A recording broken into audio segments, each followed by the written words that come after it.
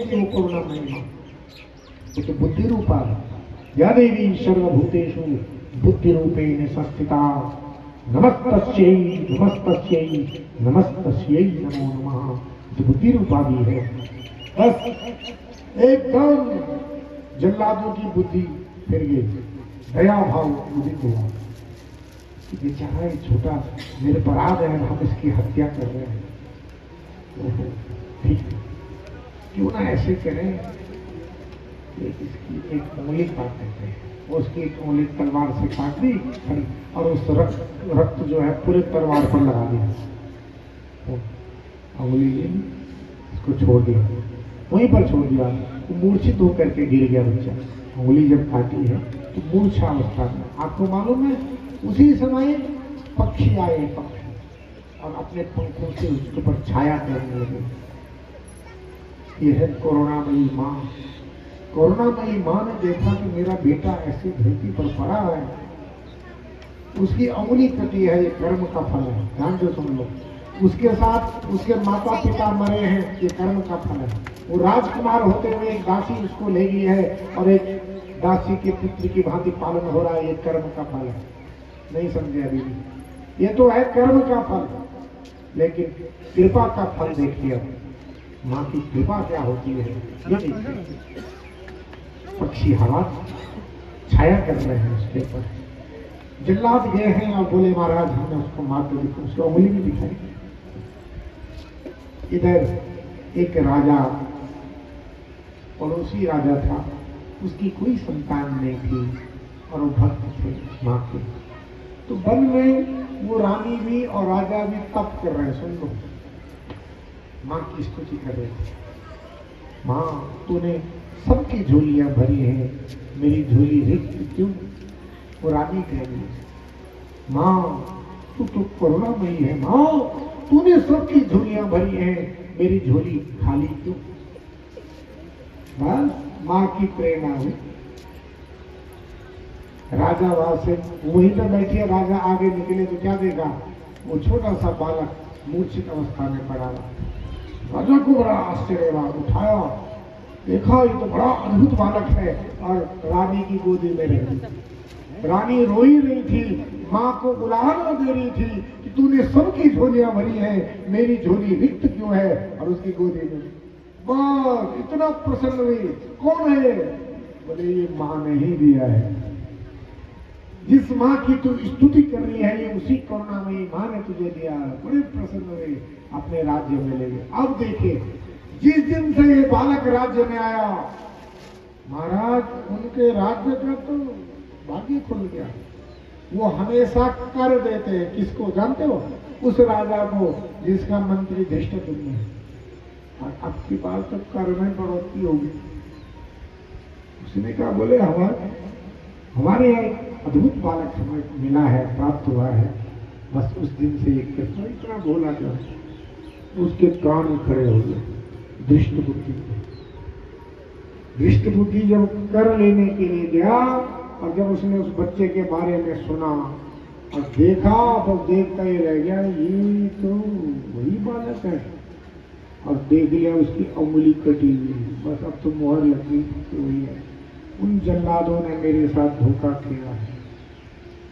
ओ वो संतों की वाणी सत्य न होगी, राजकुमार बने हो ना हो, हमारा राजा भी अपनी बेटी का विवाह इसी से करे। अब देखो है भगवती की माया। उसको उसने कहा, महाराज मेरा एक बहुत आवश्यक कार्य है और मैं अपने बेटी के लिए पत्र दे रहा हूँ, इस पत्र को आपका कोई खास व्यक्ति पहुंचाए। अब मैं चाहता हूँ कि आपका यही राजकुमार इस पत्र को वहां पहुंचाए। और पत्र था, और पत्र में लिखा था, बेटा मदन मैं सकुशल हूँ, तेरी कुशलता तू भी कुशल होगा। एक पत्र दे रहा थी और उसका नाम था विषया। किसकी? मदन की। उस दृष्ट बुद्धि की एक बेटी थी और उसका नाम क्या था? विषया। और वो पत्र उसने ऐसा बंद किया, बोले इसको खोलना नहीं, इस ढंग से उसको बंद किया। दिया वो बड़ा भोला था, घोड़े में बैठा गया मार्ग में थक गया था, घोड़ा बांधा विश्राम करना था। इतने में उसकी ही मदन की ही बहन यानी धृष्टबुद्धि की बेटी अपनी सहेलियों के साथ घूमते घूमते वाली, और उसने देखा एक सुंदर बालक लेटा हुआ राजकुमार में, तो कोई राजकुमार लग रहा है, और ऊपर जेब में पत्र रखा हुआ और चुपचाप पत्र निकाला और पढ़ा और देखा ये पत्र तो मेरे पिताजी ने लिखा। और क्या लिखा था? मेरे भाई के लिए लिखा, बेटा मदन सकुशल विहार, तू ये पत्र पढ़ गई, पत्र वाहक को विष दे देना, बस विष दे देना। वो सोचती रही, लगता है मेरे पिताजी से गलती हो गई। नाखून से अपना कागज निकाल करके या लिख दिया, पीछे विष क्या है या विषया को देना। अब जेब में किस राजकुमार, पहले राजकुमारों के राजाओं के बहुत विवाह होते थे, बुलाया मदन से कहा उसको बुलाओ और अपनी बेटी का विवाह उससे। और इधर धृष्ट बुद्धि आया, बोले धृष्ट बुद्धि ने देखा कि ये सब उल्टा हो गया, ये हो क्या रहा। उसको मरवाने के लिए भेजा तो वो राजा ले गया। इन्हें माँ की कृपा जब होती है, ये परिणाम देखे ना, ये समझेंगे। भाई आपको ये बताना चाहते हैं, अगर करुणामयी माँ आपके ऊपर कृपा करे तो क्या ना संभव है, सब अनुकूल हो जाता है। देखो क्या चाहता हूं, धृष्ट बुद्धि ने सोचा क्या था, हो क्या गया। बोले अब क्या किया जाए, अभी भी उसकी बुद्धि खुरापात सुध रही। उसने कहा बेटा विवाह तो हो गया, बहुत बढ़िया, हमारे यहाँ ये प्रथा, अब तू मंदिर में जा। उन जल्लादों को बुलाया, बोले तुम्हें तो मैं मौत के घाट उतारता हूँ। कांपने लगे कि तुमने इसे जीवित छोड़ा। बोले महाराज अब बताओ हमें, हम बोले सुन लो, अब मंदिर के अंदर जाओ। तो बेटा विवाह हो गया और हमारे यहाँ नियम है अकेला मंदिर में जाना, ये थाल लेकर जा पूजा के लिए। और उधर जिल्लादों को कह रहे, बोले तो सब चौपट हो गया, तो सब गड़बड़ हो जाएगा, क्योंकि राजा ने भी अपनी बेटी का विवाह इसके साथ करने का निश्चित कर लिया। अभी हुआ नहीं था, निश्चित कर लिया। और बोले इसको भेजा जैसे मंदिर में, जिल्लाद मत तैयार है, हम देर नहीं करेंगे। अब बीच में राजा ने उस मदन को बुलाया, बोले उस बालक को यहाँ बुलाओ। बोले वो तो मंदिर के, बोले बहुत जल्दी को यहाँ बुलाओ। आदेश था। उस बेचारे को मदन को ये अपने बाप की चाल पता नहीं थी, और मदन गया अब पूजन की थाली। बोले ऐसे है मंदिर, कोई बात नहीं, पहले राजा बुला रहे हैं, ये तब तक ये थाली मैं मंदिर में ले जाता हूँ, तुम आ जाओ जल्दी। अब मंदिर में थाली ले गया, उसका मंदिर में, और उसका बेटा मदन ने यूं सिर अंदर किया, जिल्लादों ने खट से तलवार चलाई और उसकी गर्दन अलग। किसकी? बेटे की। मारना किसको था? उस चंद्रहास को। मर कौन गया? एक तो बेटी का विवाह उससे हो गया, बेटा गया, सिर पटका अपना, सारी चाल सब कुछ राजा को पता चल गया, मंत्री के पद चली गया। लेकिन चंद्रहास बहुत अद्भुत था, माँ का भक्त था, और माँ की स्थिति क्या, रोने लगा, हे माँ।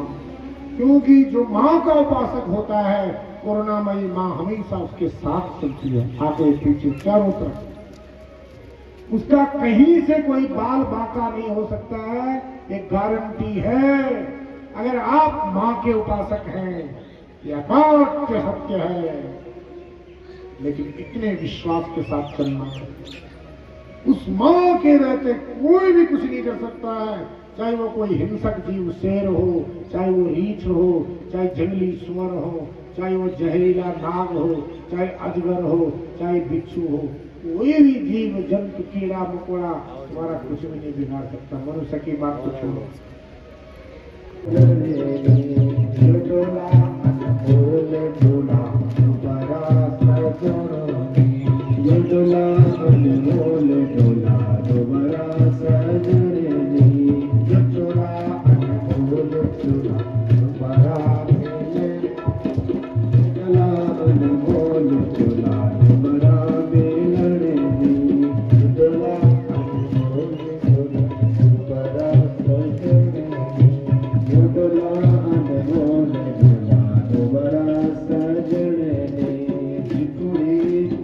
गए थे